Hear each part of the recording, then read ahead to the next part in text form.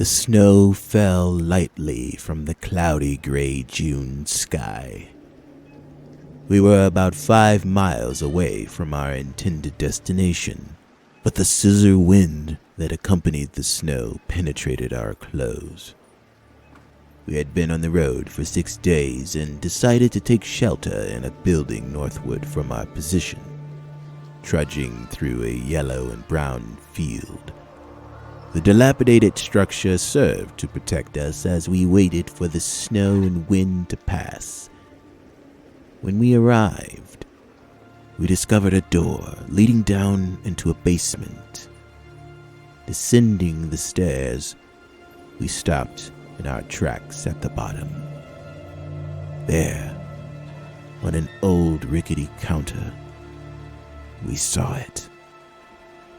We just didn't know what it was. From the Journal of Zeelan, Maylock.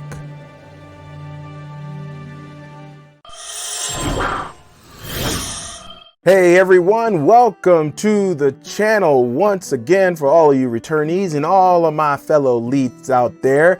Hey, what do you guys think of this new intro that I got going on? I wanted it to be thematic for my Friday Classic Tabletop series, and so it's going to be different every time if I decide to go that route. But what do you guys think about that? Let me know in the comments below. And for those of you who are coming through for the first time, I want to welcome you to RPG Elite, where we put the RP back into RPG, giving you tools, giving you tips, giving you tutorials, and really having deep conversations about the tabletop RPG hobby, and also that RPG Elite philosophy.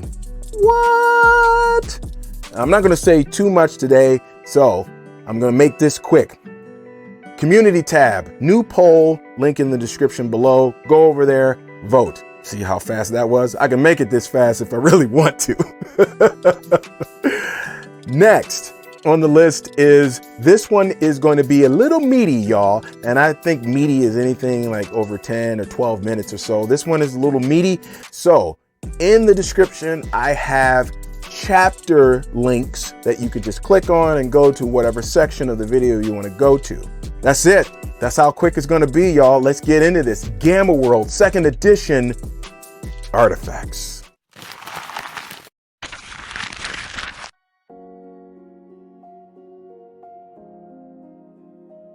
In Gamma World 2nd edition, artifacts are more clearly defined than in Gamma World 1st edition, which is par for the course. In addition, the background is not exactly the same as in the 1st edition as far as how everything worked out, so there are some nuanced differences that change it just a little bit. Not much, but just a little bit. Players will find artifacts and other equipment throughout the post-Holocaust world. Equipment refers to all supplies, tools, devices, or other items of potential value to the PCs. Artifacts, on the other hand, are a specific type of equipment, manufactured before the Black Years, which is said to come after the Shadow Years, or these artifacts have been manufactured in the present, but only in limited quantities and based on pre-Holocaust patterns. The equipment tables indicate which items of equipment are artifacts. These are identified by a complexity letter rating, and we're going to get into that in a second.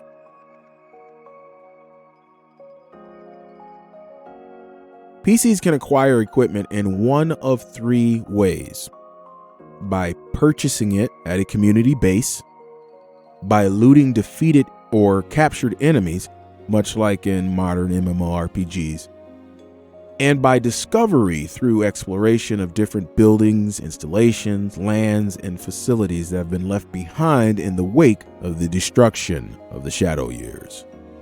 Non-artifact equipment always works properly when discovered or bought with the appropriate power cells included, unless the GM decides otherwise.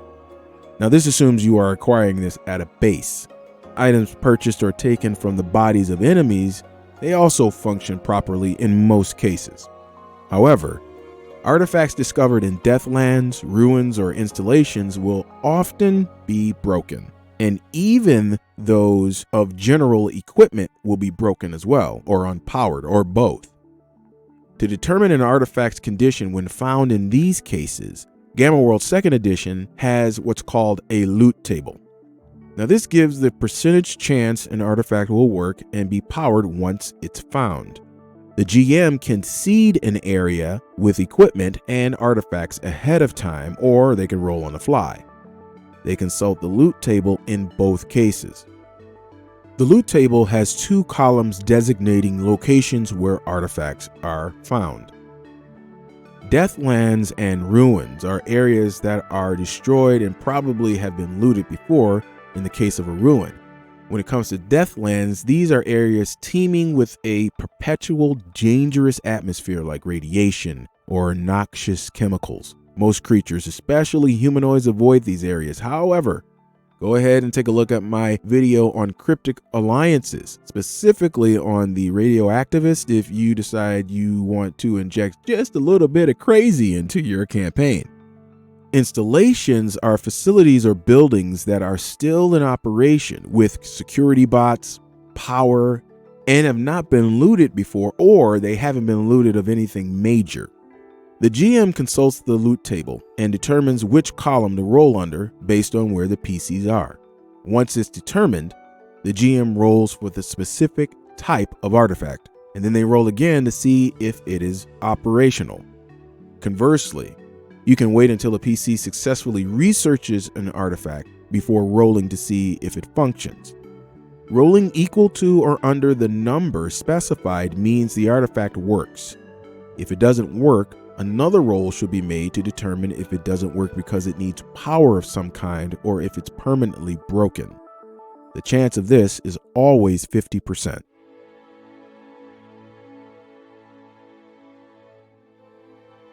Okay, so here we are in Foundry. I'm going to give you an example of what I would do behind the scenes as a GM if I was going to seed an area with artifacts. Now, this is going to be the same exact scenario that I gave you in the 1st edition artifacts video. So I'm going to say that my PCs stopped by this building. They're about to enter it, and it's a ruin of a building. And I'm going to seed this with 2 artifacts. So in this situation, what we're going to do is we're going to roll the percentile die. So the die rolls are over here on this side and over here. And since this is a ruin, it's going to be the first column here. So let's go ahead and see what our first artifact is going to be. 97. Oh, hold on. I'll push this up a little bit and see what's up. A directory cube. I have no idea what that is. Interesting. Okay. So this number in parentheses is the percentage chance that this will be operational. So anything that's equal to or lower than that you roll next would mean that it works. So let's go ahead and roll for that. Oh my goodness, it actually is in working condition. Wow. Wow. So when they find this, it will be working. All right. All right. So let's do our second one. Second one is going to be 95, rolling real high here. And this is a distress caller, but this one is even less. So this is a 5% or lower chance of it actually working when they find it. So let's see what happens. Okay, so it's not working when they find it. So the next roll that you would have to do is to see if the reason why it's not working is because it doesn't have any power. And this is always a 50-50 chance. Well, this one's not working because it's broke. If you roll over 50%, then it means it was because it was broke. So this one is broken. So they will find a distress caller. They won't know what it is probably, and it is broken. Now, the one thing that you have to understand is that rolling for the percentage chance of whether it will work or not can happen at different times. If I'm seeding something, I'm probably just going to do everything at once. So when they find it, we just know that it works and all the rest of that stuff. We won't have to do any extra rolls. They can just take the artifact and run with it. But if you're doing it in different ways that I'll talk about later on, then this roll will come at different times.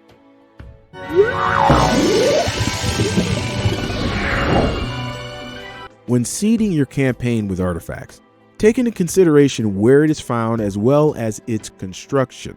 So though the PCs may find it in a ruin of some sort, if that ruin is underground in a dry environment or the artifact is locked away in a vault, then its condition will be markedly better than if it was found laying out exposed to the elements. In addition, electronic items are much more sensitive than mechanical ones, so just make adjustments to any rolls for it to function based on that. Also, if you want to make things a little bit more interesting for your PCs, then have them roll for the exact artifact if you want to do this, if you're doing this stuff on the fly. In this case, the roll for if the device works would not be done until after the PCs have successfully researched the item and knows what it does.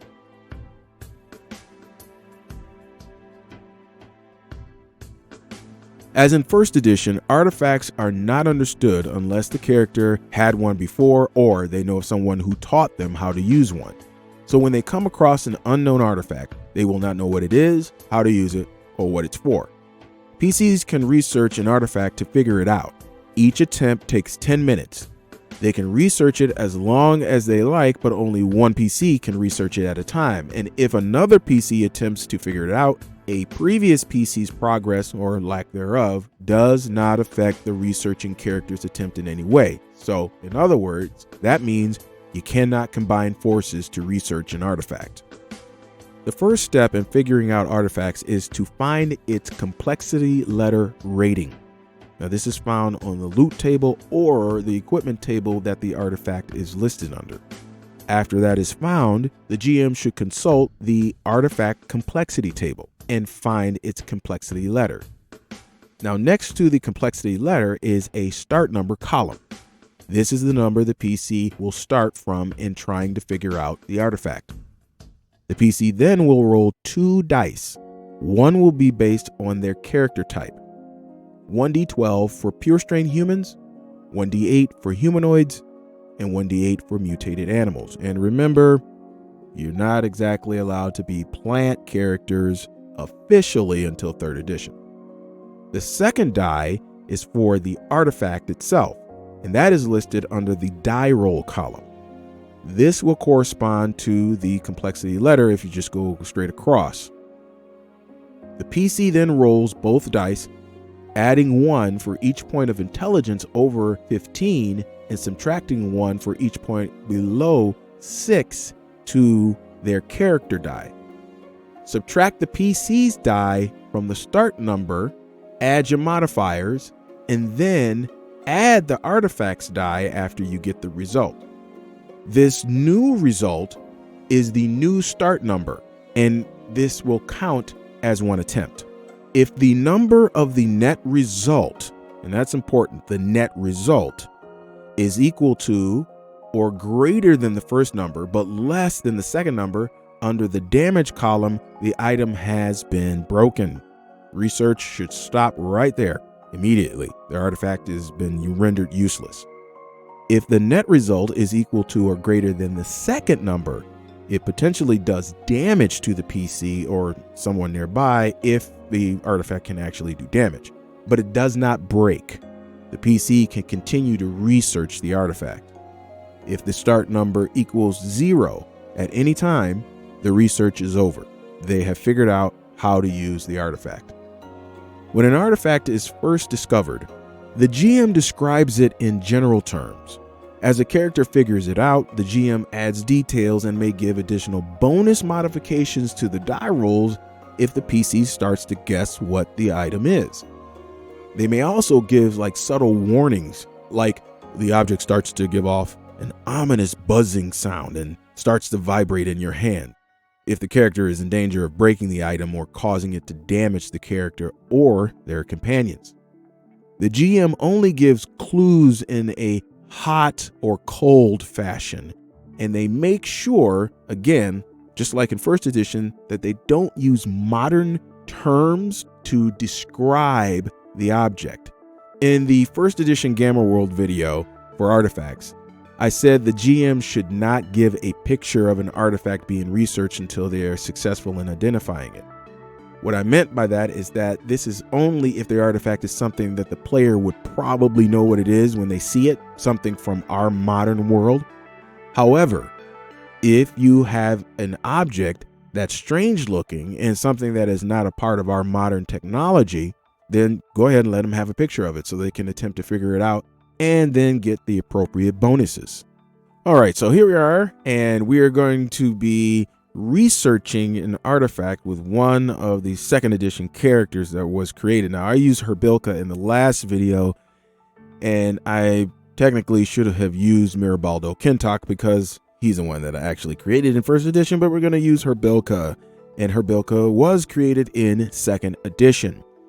So I'm going to use one of the artifacts that I was talking about in the first example, and since the directory cube is actually operational when they find it, if they find it, then I'm going to go ahead and we're going to try to figure that out. So we're going to say they found that and now they're trying to figure it out. And so they give it to Herbilka. Why are they giving it to Herbilka? Because Herbilka has an intelligence of 16, which means he's going to get a +1 modifier to his die roll. So let me go ahead and do this real quick. I'm going to go ahead, I'm going to not pause the video, but I'm going to go and make a macro real quick, and then I will be right back to reflect this because we're going to roll all that stuff at once instead of having to roll multiple dice separately. All right, so here I am back once again. I've got my artifact macro down here. It's going to automatically add the modifier and everything, and we'll be able to see the details just with one roll. So the first thing we're going to do is we're going to find the complexity letter rating on the artifact complexity table, which is right over here. And for directory cube, it is B. So we're starting right here. And that is going to tell us what the start number is. So the start number will be 10. Now we're going to be rolling 2 dice. 1 dice is going to be for the character.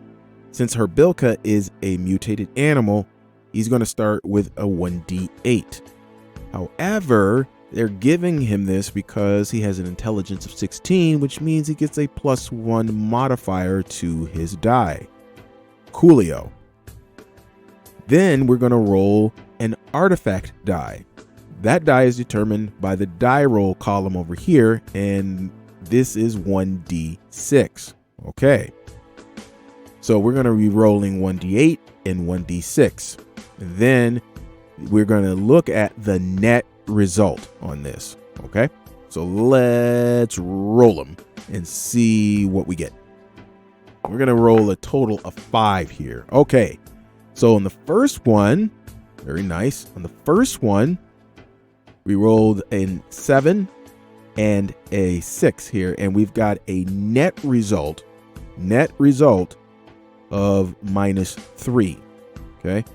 So that's fantastic. And that means that our new start number for our next 10 minutes, that just took 10 minutes of game time. So for the next 10 minutes, our start number is going to be 7. All right, let's see what we can get here. Let's roll them. Uh-oh. Well, that was bad. That was bad. So in this one, we're going to open up the details here. Roll a 2, which is actually a 3. That's the formula here. Minus this 4. So it was actually a -1, which is a +1. So it goes back up from 7 to 8. And Herbilka has been at this for 20 minutes. Let's see what he can get for the third roll. Okay, so it goes back down. And you can just basically look at it and see what it's going to be. So it goes back down by 2 now. So it goes from 8 to 6.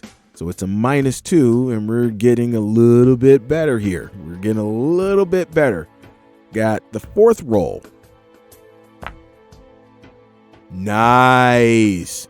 Now that one right there is really good. And as a matter of fact, that one hit it for him.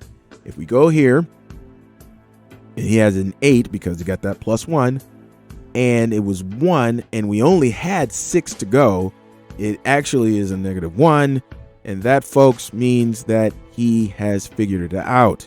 And he did it in 4 rolls. Fantastic. Now, that just happened to work out like that. That's great. The core rule states that the GM rolls for this whole process. I don't know why that's the case. You should nix that. You should have the PCs roll for it. They're the ones trying to figure it out, and it keeps them more engaged and invested in the whole process. You want to talk about totally different from first edition. Like, totally different. They just threw it out and was like, nah, brah, we're going to do it like this. You gotta love it. Gotta love it. And then in 3rd edition, it kind of goes backwards to 1st edition, but then it changes it up. And it all, like I said, all 4 editions are different. What do you think? Do you like the way it does it in 1st edition, or do you like the way it does artifacts in 2nd edition? I'm going to leave that as a question down in the comments. It'll be my first pin-up question. I'm going to have to do pin-up questions in all the rest of my videos too. I got a lot of work to do, like on the back end, like going back and doing extra stuff and whatever. Got another one coming to you on Tuesday. We're starting something brand new on Tuesday. So I hope you have a wonderful weekend. I hope it's a blast. I hope it is a blessing. And if you've got some games going on, then what I'm going to say to you is happy gaming.